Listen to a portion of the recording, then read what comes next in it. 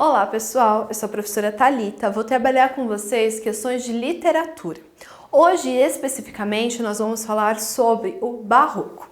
Lembrando, gente, que essa aula é específica de exercícios. Se você quiser mais informações teóricas, volte aqui que nós temos outros vídeos explicando toda a parte de teoria. Então vamos lá.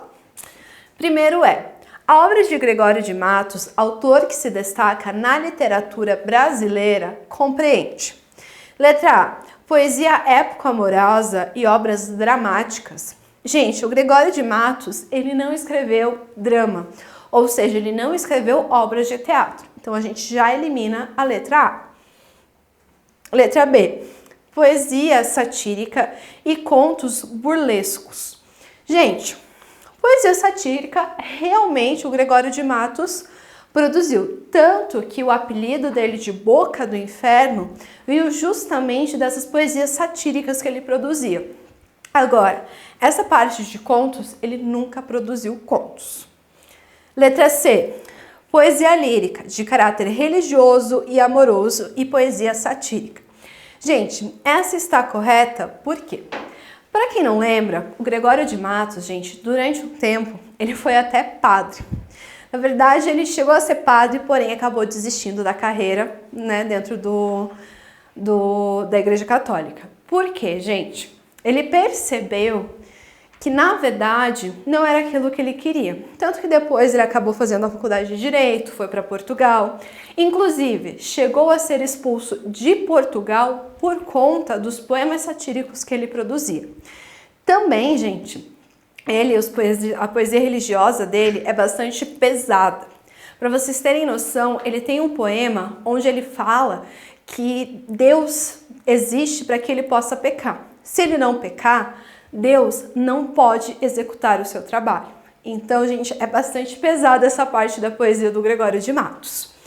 Também nós temos poesia confessional e autos religiosos. Autos, gente, são textos dramáticos. Como eu já disse anteriormente, ele não produziu teatro. E também, gente, poesia confessional a gente até pode considerar, mas não é essa a divisão que nós fazemos da obra dele. Letra E. Poesia satírica e teatro de costumes. Como eu já falei, ele não produziu, gente, teatro. Poesia lírica, gente, realmente, só que a gente tem que descrever que é de caráter religioso e amoroso. Tranquilo, gente? Esse primeiro exercício foi bem geralzão.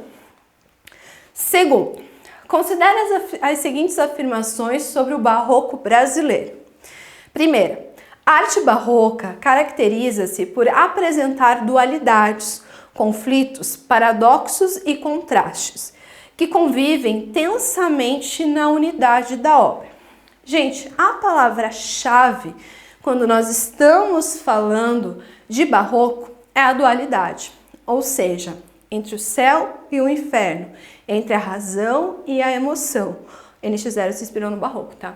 Ou seja, gente, sempre nós vamos ter essa dualidade de informações. Ou seja, essa primeira aqui está correta. E, gente, é até engraçado isso, porque o paradoxo, ele é justamente esses extremos.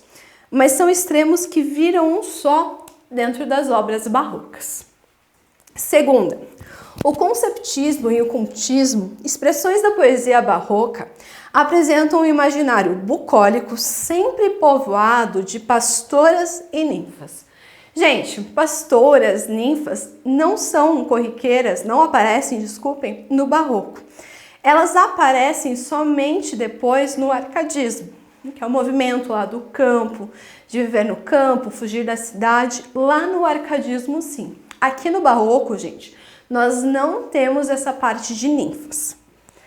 Terceira, a oposição entre reforma e contra-reforma expressa no plano religioso os mesmos dilemas de que o barroco se ocupa.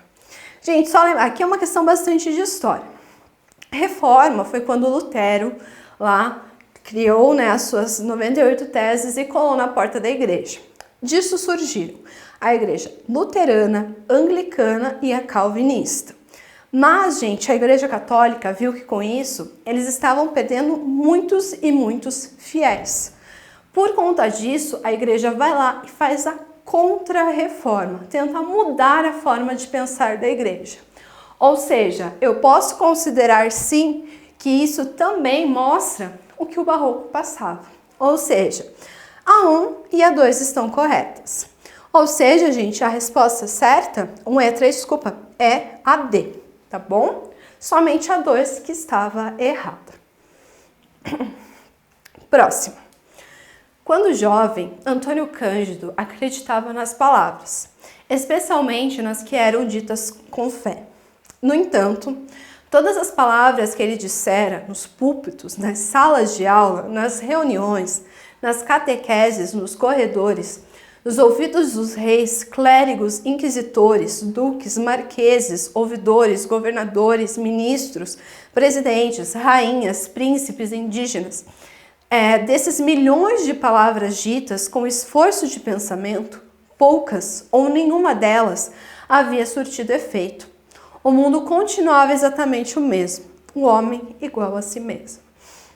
Gente, ou seja, aqui está trazendo um resumo do que foi o padre Antônio Vieira. Ele foi um padre barroco que tinha como objetivo, gente, escrever sermões para conscientizar os seus fiéis. Então, por exemplo, a gente tem o sermão mais famoso dele, que é o Sermão de Santo Antônio aos Peixes, onde ele traz bem claramente que os fiéis, eles não ligam mais para a igreja. Eles não dão mais importância para o que é a igreja. Por quê? Eles são tão automatizados no ato de ir à igreja que eles acabam não se permitindo escutar as palavras de quem está lá na frente. No caso, na época, na Igreja Católica, os padres. Ou seja, ele podia se esforçar, que nada seria feito. Então, o foco do padre Antônio Vieira era trazer realmente isso. Lembrando, gente, que ele chegou a produzir cerca de 200 sermões, ou seja, ele produziu muita e muita coisa. Aí a pergunta é, essa passagem do texto faz referência a um traço da linguagem barroca presente na obra de Antônio Vieira. Trata-se do... Gente, barroco, nós temos duas correntes que o dividem, que é a cultista e a conceptista. Qual é a diferença entre elas, gente? Ambas são jogos de palavras, ambos são jogos. A cultista, gente, são jogos de palavras. Agora, a conceptista são jogos de ideias, tá? Então, gente, bem tranquilinho isso daqui. Ali nós temos gongorismo, caracterizado pelo jogo de ideias. Gente, gongorismo é um outro nome para a parte cultista, tá? Ou seja, nós sabemos que gongorismo e cultismo é a mesma coisa, ou seja, não é jogo de ideias, e sim jogos de palavras. Letra B, cultismo, caracterizado pela exploração da sonoridade das palavras. Gente, não é só a sonoridade, mas sim os jogos de significados de palavras. Letra C, cultismo, caracterizado pelo conflito entre fé e razão. Gente, o cultismo, ele realmente é um jogo de palavras. Porém, gente, o cultismo não é o conflito entre fé e razão, mas sim toda essa questão dos jogos de palavras. Letra D, conceptismo. É caracterizado pelo vocabulário preciosista e pela exploração de aliterações. Gente, se eu tô falando de conceptismo, eu tô jogando com ideias. Aliterações eu trabalho com palavras. Aliterações são as repetições de sons consonantais. E na letra E, conceptismo, caracterizado pela exploração de relações lógicas, da argumentação. Sim, gente, é a letra E que é a correta. Justamente porque eu trabalho com essas ideias, então eu vou trabalhar com a argumentação.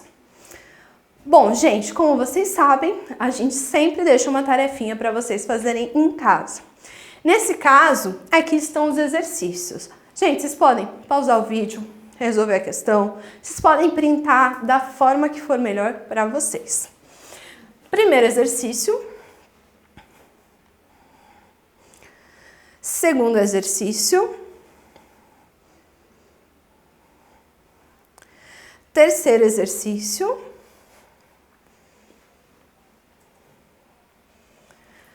Gente, só lembrando, esses exercícios serão todos resolvidos na nossa segunda aula sobre o Barroco.